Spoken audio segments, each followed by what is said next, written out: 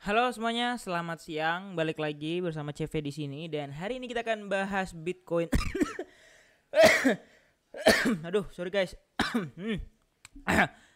Bentar. Wait, ngopi dulu. Yang puasa dan ngopi dulu ya. Aduh. Ternyata memang harus dikasih kopi dulu guys ya. Sedikit intermezzo. Oke. Ya, hari ini ada sedikit berita buruk.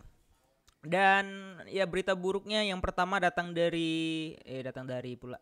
Yang pertama berita buruknya itu bukan datang ya.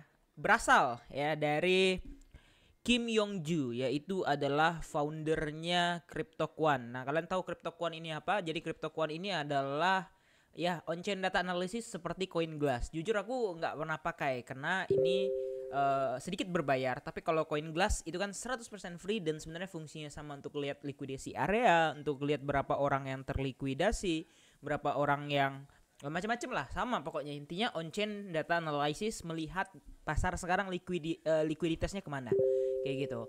Nah, beliau di sini mengatakan kalau bull cycle is over, expecting 6 sampai 12 bulan of bearish or sideways price action. Wow. 2025 bearish, 2026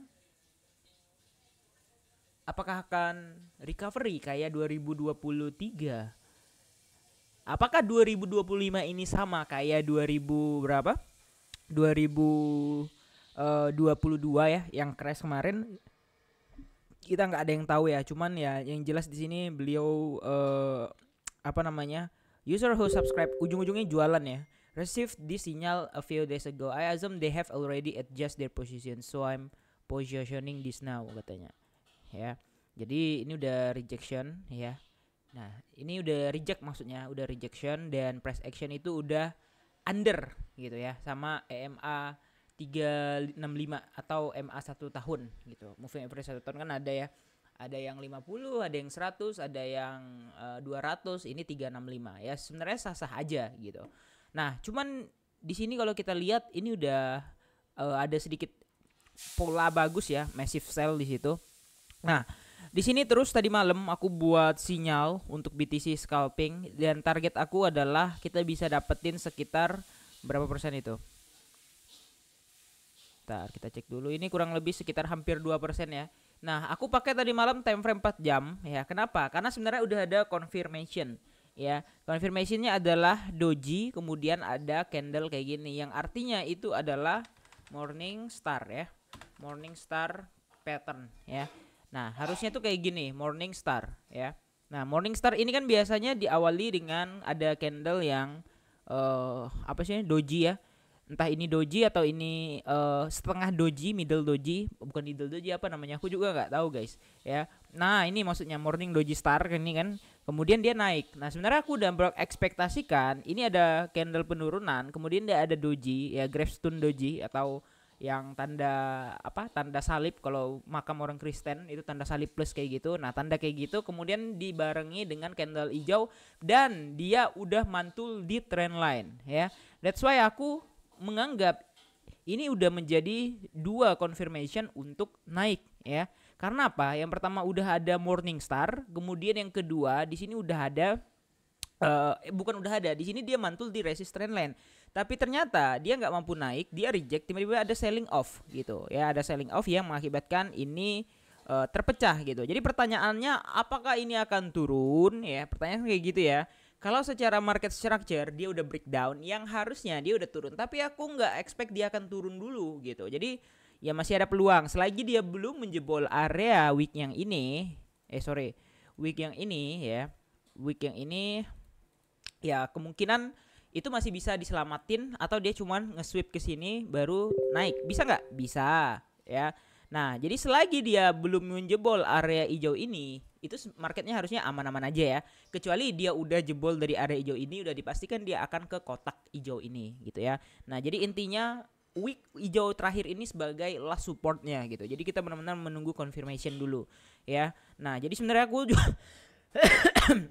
aku juga mau nge-short sebenarnya. Cuman kok kayaknya ini masih deket gitu supportnya. Takutnya tiba-tiba mantul ada berita apa gitu ya. Nah, jadi selagi dia belum breakdown yang punya structure breakdown yang bagus, aku belum berani nge-short gitu. Nah, Kemudian hari ini ada bad news lagi, yaitu adalah waduh. Wah. Yaitu adalah saham Indonesia ya hari ini hancur karena kebijakan baru, yaitu adalah BEI trading halt katanya. Dan aku jujur aku nggak beli apapun ya, karena aku udah jual everything. Yang terakhir aku beli cuman BBCA ya, satu lot aja, udah lama juga aku nggak pernah masuk saham sama sekali semenjak aku kenal di kripto gitu. Yes, ini pertama kali aku lihat saham minus sampai 16%, 20%, 15%.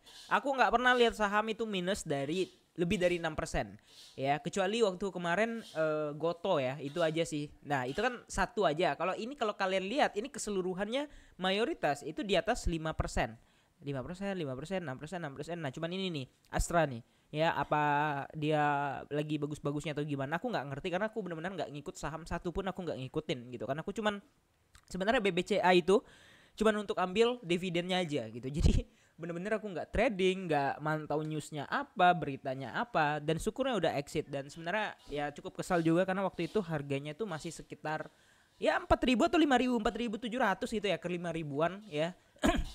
Karena aku di 5.000 lebih tuh udah lepas gitu ya.